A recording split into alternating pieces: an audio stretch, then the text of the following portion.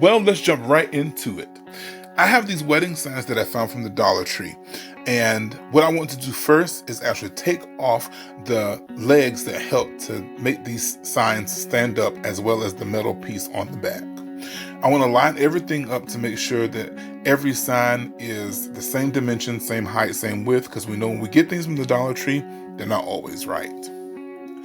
So these two pieces of wood here, I actually got from a dresser that I was recreating into a entertainment center. So I didn't have to spend any money on that wood. But if you wanted to, you could always use the painter sticks, which are very popular right now. It's totally up to you. Now I'm taking my signs, I'm actually going to put these on top and evenly space them out and mark them. If you can't tell, we're making a picket fence. You guys, this is the first video of my fall 2020 fall decor series. I know it's July, but I just could not help myself because I've been seeing these other fall hauls and I just got right into the fall spirit. Fall is my favorite time of year. So be on the lookout for my fall 2020 series. Now that I have each piece marked on my pieces of wood, now what I want to do is go ahead and start attaching them to the pieces of wood. The way I'm going to do so is just simply use my Gorilla Glue sticks. And I'm going to glue down the right side first, and this is going to be a template for the left side. The reason in doing so is to be sure that each end is the same exact height. And to make sure that it's the same, I'm simply going to bring in a ruler or a paint stick, and I am just going to make sure that the left side is straight with the right side. And then I'll attach it to those pieces of wood. And then I'm just going to follow suit with the rest of them because I've already marked where they need to go.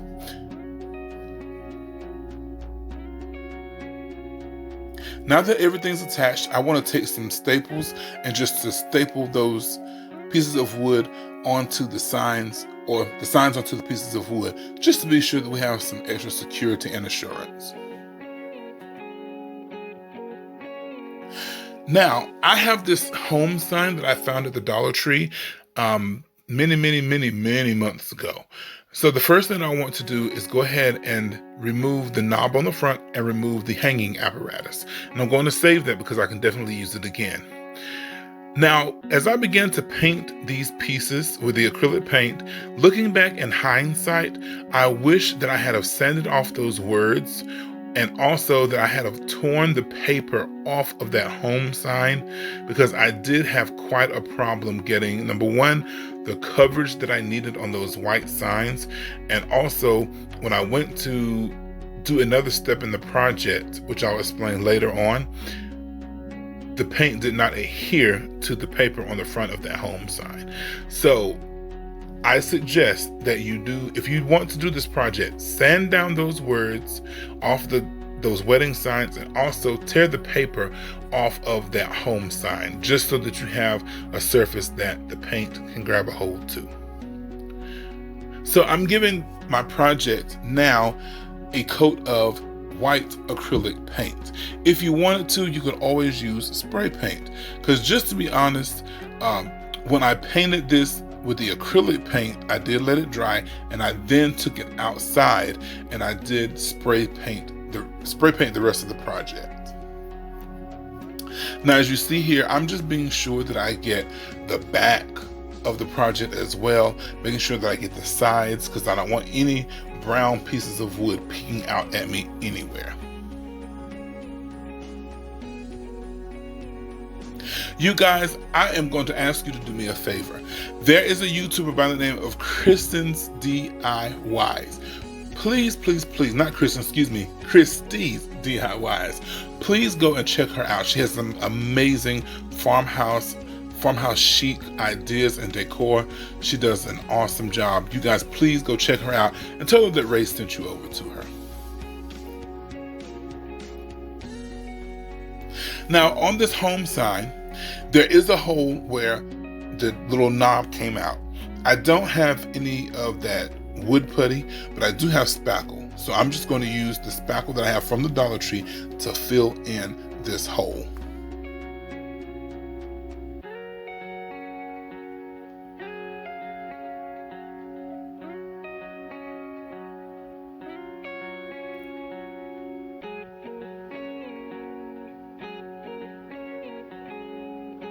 And again, I'm going to proceed to actually go ahead and put down my first layer of paint.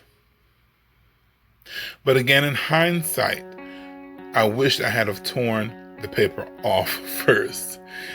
But to bounce back, what I had to do was I actually had to take the paper off, and then I flipped it anyway to the bare side, and I just started all over.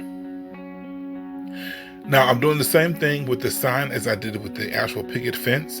I'm making sure that I get all of those edges and corners because I don't want any of the brown edges poking and peeping out at me. If you are enjoying what you're seeing, I humbly ask that you would please like, comment, and subscribe to this channel. I have a lot of great content coming to you guys, especially with this fall 2020 decorating season. Now, I'm going to form the wreath that's going to go in front of this project. You guys, this is my favorite part of the entire project. So I have these two bamboo wreaths that I picked up from the Dollar Tree, and the smaller wreath, what I want to do is actually go ahead and unravel the twine that is holding it together. And actually do not throw that twine away because we can use that for another project. So now that my wreath is detached, what I'm doing now is I'm actually going to just measure how I want this smaller wreath to fit on top of my larger wreath. And what I'm doing is actually, I'm taking the piece that I just cut off of the smaller wreath, and I'm going to divide it into two pieces, and I'm going to tie it in the middle. And the reason for doing so is because when I put it onto the larger wreath, I really wanted that wispy look with those branches from the bamboo wreath. So I really wanted it to be wispy, and I wanted it to be spraygy, if that's a word. But you guys get what I'm saying. So after I have tied the bamboo pieces together from the first wreath, all I'm going to do is go ahead and attach it to my smaller wreath in the place that I want it. When you are making these wreaths, guys, please be sure that you eyeball exactly where you're going to put it before you glue it down. Now I see where I want it, and I'm actually just going to go ahead and glue it down. So you see that wispiness? That's exactly what I was looking for, just to bring in some more texture and interest to our wreath. Now I'm just taking the little smaller pieces that may have fallen off of the wreath or out of the wreath, and I'm just going to glue those in individually just to add those little sprays, just to make it look more natural.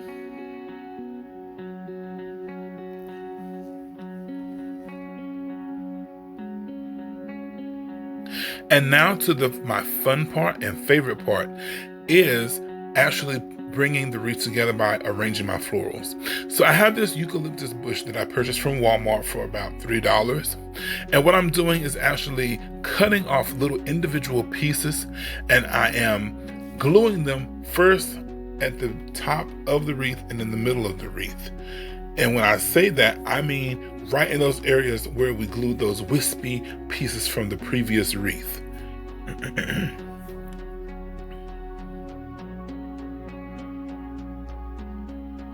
I typically like to start with one piece of greenery, and I move down, and I'll add two more, and then I move down, I may add three more.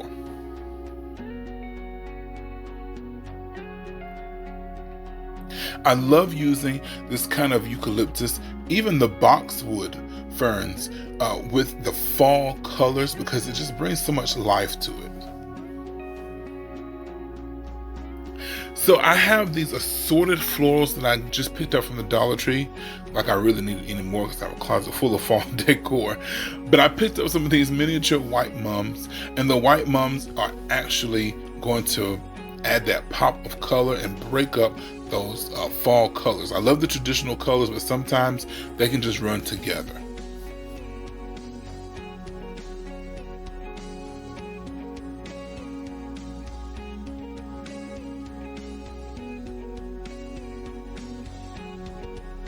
And again, I'm just arranging these just where I see where they need to be. And you guys, when you're arranging your pieces on your wreath, feel free to do however you want. So I have completed the majority, of the florals in my wreath. You see how everything is cohesive and flowing. I have my larger flowers in the middle, and then I also have my smaller flowers towards the middle, and not the middle, excuse me, on either side of those larger flowers. And then I have my smaller heather, and I have my pipberry, which are from Joann's from last year's fall season. And I also have my other little cat's tails and things that are at the end, just to make sure that everything flows. So this is the part where I messed up, but I deleted the actual mess up part because I was really embarrassed.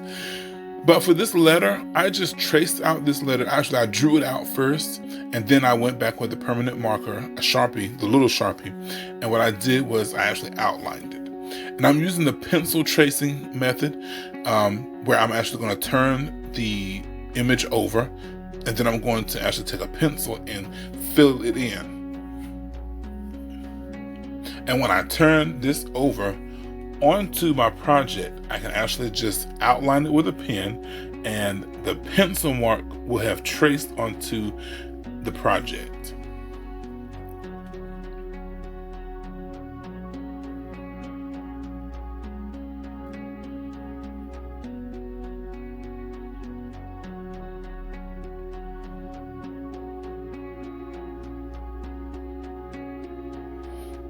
Now I have come back, my image with the S has been transferred onto my project. Now this is the new project, you guys.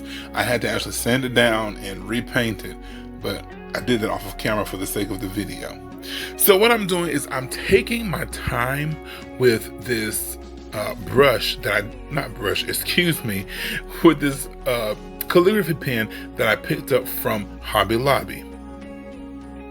Anytime you are doing your own hand lettering, please remember to take your time. Now, once I looked at this, I felt like something was missing. So what I did was I took some sandpaper and I actually just distressed the edges.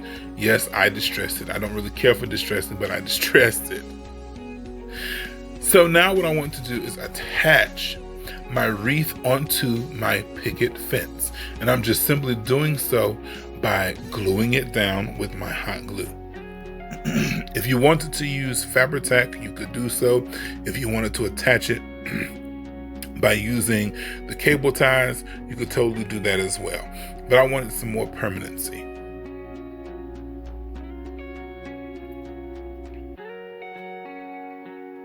So once my wreath is attached, now I want to come back and attach my S, which is my decorative plaque, so to speak, and I want to put that right in the middle. And I really love how that distressing of the edges just makes it pop right off of the white backing of the picket fence. And just a note, when you are doing your hand lettering, you don't even have to have a fancy pen. You can always use whatever color you choose with a fine tip brush, or you could even use the permanent markers from the Dollar Tree. I've done it many, many times. This is coming together so awesome, you guys. Now it's time to add the finishing touch, which is our bow. So again, I'm going to use the same technique that I have been using, which is the cross between Crafts by Caitlin method and Heidi Sambel's method. So I'm cutting my 2 pieces of this plain burlap ribbon from the Dollar Tree. They're both the same length. and I'm cutting off another piece of that burlap to go around the middle. So once I have formed the loops for my burlap, they're both the same size. What I'm going to do is bring this beautiful ribbon that I had from last year's fall season. I purchased it from Hobby Lobby, and I want to go ahead and make it just a tad bit smaller than my 2 burlap ribbons, because this is going to be in the front, middle, center of those 2 pieces of burlap, and it's really going to stand out and it's really going to make it pop. So I've pinched those 3 pieces of ribbon together, and I'm going to tie it in the middle again with a piece of twine.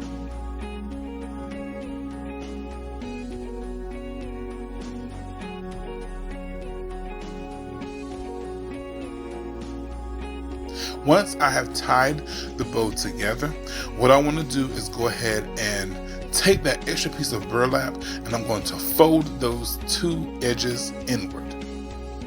But before I actually go ahead and put the middle part on the bow, I want to go ahead and cut off my tails from that beautiful fall ribbon that I have.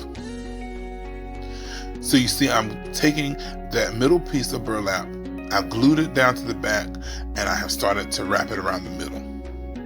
I'm just going to simply take my ribbon tails, or bow tails so to speak, pinch that right into it, and then I'm going to continue to wrap that middle section of the bow, glue it down, and cut off the excess piece of that ribbon.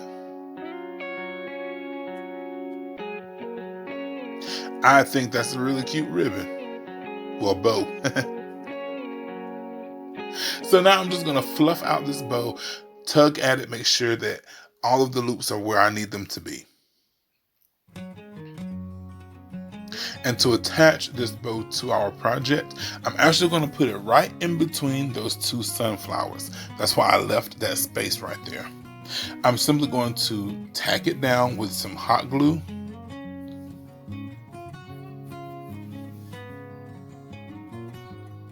And after I have attached it to the wreath, after it's completely dry, then I'll come in and I will clip my bow tails.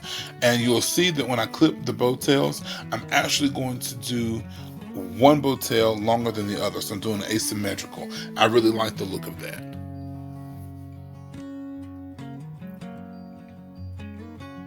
Now you guys, if you want to take this picket fence idea and you want to distress it or even crackle it, please feel free to do so. Make this project your own. I just chose to do so with the white paint without the distressing because it would not fit into my home decor, and I really want this to be in my home for the fall season.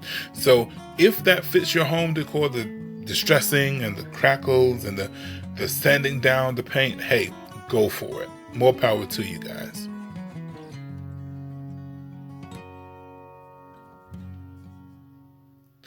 So once I have taken my bow tails and put those dovetails into the end of them, what I'm going to do is simply take some of this twine from the Dollar Tree, and I'm just going to loop it to the back of this project. And those openings in between each of the planks, that's what I want to attach it to. This is the finished project. I think this turned out amazing.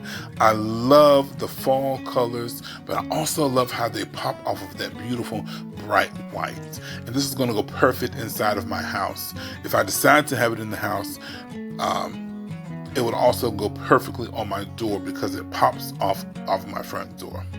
So that's all I have for you guys. I hope you have enjoyed this video. Please give me a thumbs up, like, comment, and share and subscribe.